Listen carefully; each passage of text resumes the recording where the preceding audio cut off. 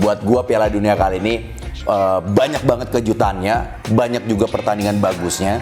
Kayaknya memang Piala Dunia 2022 ini one of the best Piala Dunia selama gua hidup. Ya mulai kita ngelihat dari tim-tim besar yang dikalahkan sama tim-tim kecil.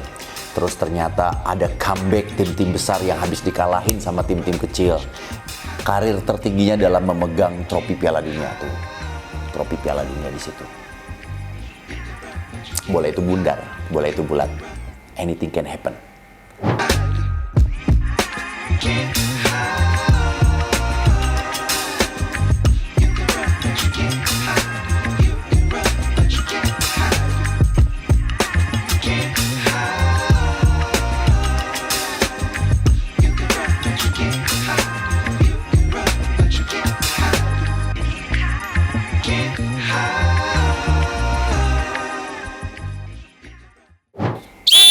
Offset John is back. Ya.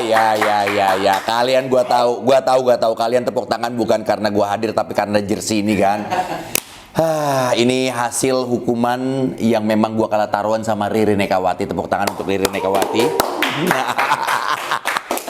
Jadi gua harus memakai baju ini padahal bajunya aku siap dihukum sama kamu. Oke, kalau aku yang menang, kamu next episode atau episode berikutnya kamu harus pakai baju Liverpool.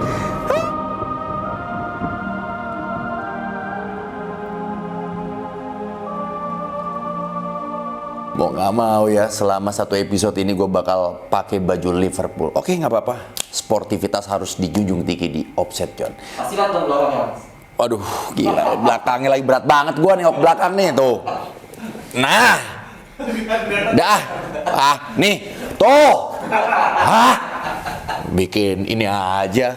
Oke, kalau kita ngomongin Piala Dunia kali ini, buat gua Piala Dunia kali ini banyak banget kejutannya, banyak juga pertandingan bagusnya, kisah-kisah menariknya juga banyak banget. Dan kayaknya memang Piala Dunia 2022 ini one of the best Piala Dunia selama gua hidup. Pasti gue yakin lu semua setuju. Ya mulai kita ngelihat dari tim-tim besar yang dikalahkan sama tim-tim kecil. Terus ternyata ada comeback tim-tim besar yang habis dikalahin sama tim-tim kecil.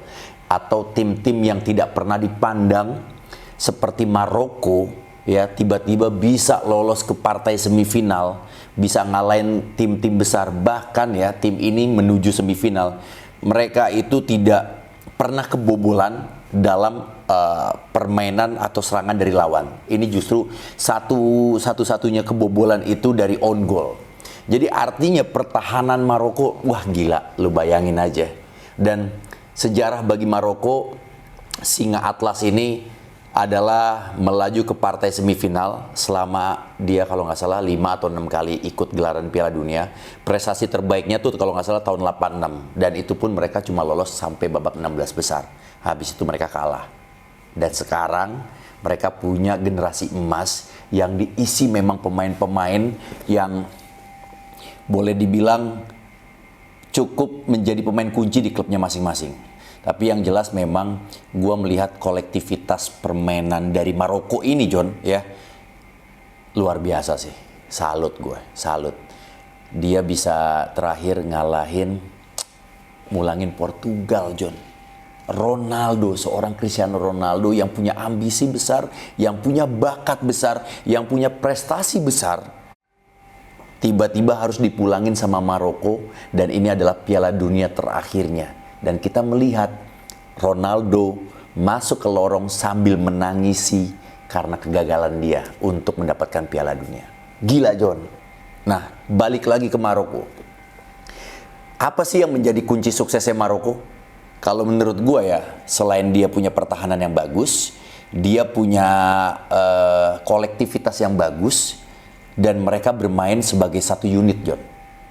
Ya, kalau lu ibaratin, atau kalau gue mengibaratkan, Maroko ini seperti roda mobil yang semuanya bergerak saling mengisi. Dia mau mundur, roda mana yang harus bekerja. Mobil itu mau maju, roda mana yang harus bekerja. Mobil itu mau tanjakan, mau turunan, jadi udah tahu, udah saling paham. Siapa yang harus kerja, siapa yang harus dorong, siapa yang harus narik. Nah, itulah kunci kesuksesan dari Maroko. Apalagi pemain-pemain Maroko, lu udah pasti hafal nih. Gue yakin di sini pasti orang Indonesia tuh paling gampang banget untuk yang namanya kemakan dari sisi kedekatan budaya, agama. Jadi kita merasa kita ini bagian dari Maroko. Jadi efeknya Maroko ini di Indonesia, wow, luar biasa. Dan banyak banget yang tiba-tiba jatuh cinta dengan Maroko. Jatuh cinta dengan Hakimi, Achraf Hakimi, Hakim Ziyech, Amrabat, Boufal.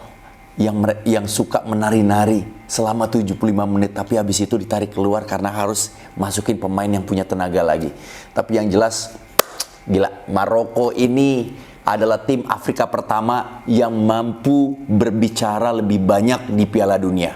Kita ngomongin Maroko, ini salah satu daya tarik di Piala Dunia 2022 kali ini. Maroko, singa atlas, jajahan Perancis, banyak banget warganya juga yang bisa berbahasa Perancis.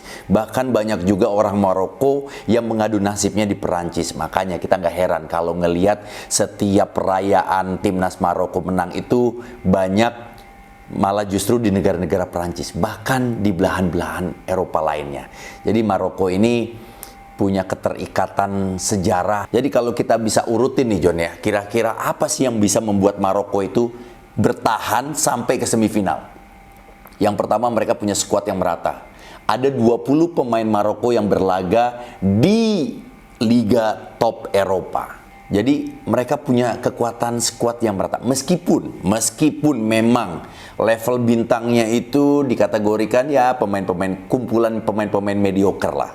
Ya, belum ada pemain yang seperti Messi atau mungkin Ronaldo atau mungkin Mbappe, nggak punya. Terakhir mereka ngalahin Portugal. Gua nggak tahu kenapa di pertandingan lawan Spanyol, gua tuh suka banget dengan pemain skillful, Sofiane Boufal. Sofiane Boufal ini punya rasa percaya diri tinggi banget, bisa ngelewatin pemain lawan-lawannya itu dengan tarian, dengan body tipuan bodinya itu. Enak banget deh lu nonton Boufal. Buat teman-teman nih yang pengen banget yang nonton Maroko, coba nonton, lihat aksinya nomor 17. Tapi biasanya memang Boufal itu dipasang cuma sekitar 70 menit sampai 80 menit. Sisanya harus diganti. Jadi untuk lebih fokus ke penyerangan, lebih fokus ke bertahan. Mereka itu kayak haus akan sesuatu yang kita bisa nih. Wah. Kalau gua ngeliat ini pelatihnya Regragui bukan cuma ahli strategi, tapi juga ahli dalam memotivasi. Terbukti John, dulu puzzle-puzzle yang hilang dari Maroko, yang memang dari pelatih sebelumnya itu pada nggak mau main, nah sekarang berhasil dikumpulin lagi. Artinya kan lo harus punya kekuatan public speaking atau mungkin juga kekuatan memotivasi orang untuk bisa bergabung dengan tim lo. Ya istilahnya dalam tanda kutip ya lo harus jago dagang lah, harus jago ngecap. Tapi apapun itu ngecap atau bukan, yang jelas Regragui adalah pelatih yang memang dipercaya dan membuat kembalinya puzzle-puzzle yang hilang dari Maroko di era pelatih sebelumnya. Nih ada cerita nih menarik banget nih ya buat teman-teman mungkin yang belum tahu. Jadi sebelum Piala Dunia 2022 ini dimulai pada Agustus 2022, jadi PSSI-nya Maroko itu memecat pelatihnya Fahid Halil Hozik yang udah megang timnas Maroko dari tahun 2019. Pelatih itu kelahiran dari Perancis, dipecat John. Sejak eranya pelatih Fahid Halil Hozik itu, banyak banget pemain-pemain kunci dari Maroko itu yang nggak mau bermain untuk Maroko. Pada kabur semua. Karena mungkin gua nggak tahu, ada ketidakcocokan dengan pelatih, suasana nggak enak, ada juga yang nggak suka dengan suasana di training campnya karena masalah kualitas lapangannya. Nah akhirnya Regragui masuk. Dia kalau nggak salah masuk ke Maroko itu baru 3 bulan John. 3 bulan lu bisa masuk terus datengin lagi pemain-pemain kunci Maroko. Sampai di situ ternyata prestasinya luar biasa di Piala Dunia 2022 ini. Mereka nembus semifinal. Waduh, gokil nggak tuh pelatih. Coba lu bayangin what what happened in behind story of pengumpulan tim Maroko itu. Wah, cerita di balik itu ada apa sih? Itu yang penasaran sama gua. Apa yang dilakukan sama Redragui? Jadi mereka memang gua ngelihat banget punya filosofi utamakan bertahan, baru menyerang. Dan itu kita bisa lihat ya dari strategi bertahannya Redragui, yang dimana memang di sana ada kiper Yasin Bono yang sering banget udah kalau nggak salah melakukan penyelamatan gemilang beberapa kali ya. Wah banyak nih, banyak. Jadi artinya betapa kuatnya mereka, betapa disiplinnya pemain-pemain bertahan dari Maroko. Selain Yasin Bono ada Hakimi, terus juga ada El Yamik, ada Romain Saiz, ada Yahya Atiyat Allah atau disebut Ya Allah. Itu mungkin itu tuh di situ tuh. Mereka punya jenderal lapangan tengah yang menjaga keseimbangan. Ada Sofyan Amrabat. Wah, pemain Fiorentina yang sejauh ini bisa membuat pemain-pemain Maroko dijaga keseimbangannya, John. Transisi baik bertahan dan menyerang, itulah sosoknya dari Sofyan Amrabat menurut gua ya. Kalau Hakim Ziyech, Sofiane Boufal, En-Nesyri itu tugasnya untuk menyerang, melakukan counter. Tapi Amrabat ini pemain yang gila, John. Udah kayak nggak ada udel. Parah sih. Kalau boleh dibilang pemain terbaik yang dimiliki oleh Maroko, menurut gua Amrabat ketimbang yang lain. Ya meskipun memang Yasin Bono bagus, Hakimi bagus, Ziyech juga bagus, Boufal juga bagus, En-Nesyri juga bagus. Tapi rohnya ada di Amrabat. Amrabat lah yang jadi kunci kesuksesan mentranslate keinginan pelatih, strategi pelatih Redragui. Tuh Amrabat orangnya, John. Lo kalau punya pemain seperti Amrabat dijamin lah. Lo enak main, nggak capek. Waduh, gila nggak tuh, John? Minum dulu, John. Biar ada manis-manisnya. Le mineral. Pemain bola tuh butuh mineral. Kita yang nonton bola, bahkan penikmat sepak bola juga butuh mineral, John. Pilih sehat, pilih le mineral. Jadi menurut gua itu salah satu item-item yang bisa menjadi Maroko sukses di Piala Dunia 2022. Mau dia juara atau enggak, tapi yang jelas dia udah masuk ke semifinal. Artinya cetakan sejarah sudah dibuat sama Maroko. Tim Afrika pertama yang berhasil melaju ke babak semifinal. Waduh, banyak yang bilang. Tapi ini gue nggak ngelihat ini parkir bus ya. Karena gue juga ngelihat Maroko ini sering kalau dapat bola melakukan counter. Serangan mereka juga efektif. Itu kata kuncinya, John. Maroko itu efektif. Tim paling efektif. Itu. Kalau menurut lu, John, tim paling efektif siapa dan kenapa? Yang mau komentar langsung aja ke sini ya. Nanti kita bahas lagi tentang tim-tim lain yang bisa menjadi sebuah cerita.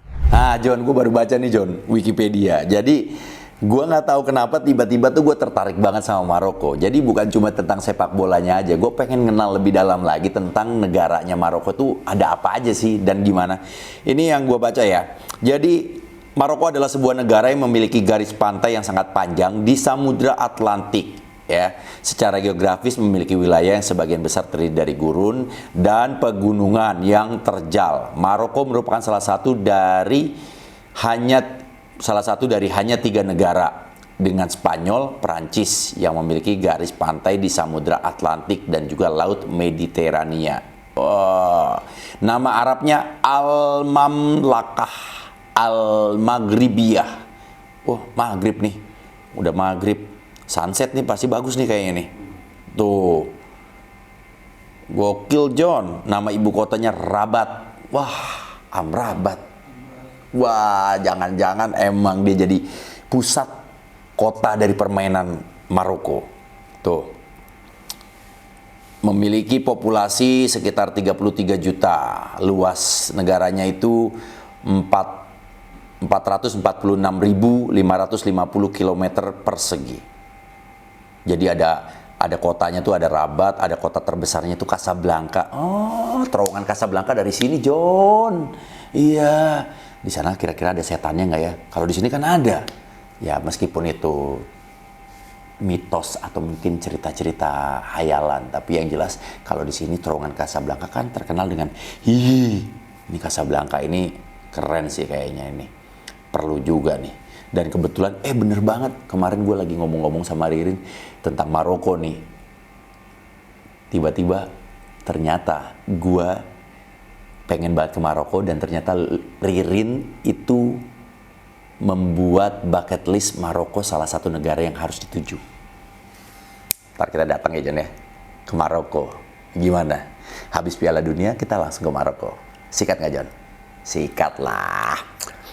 Offset.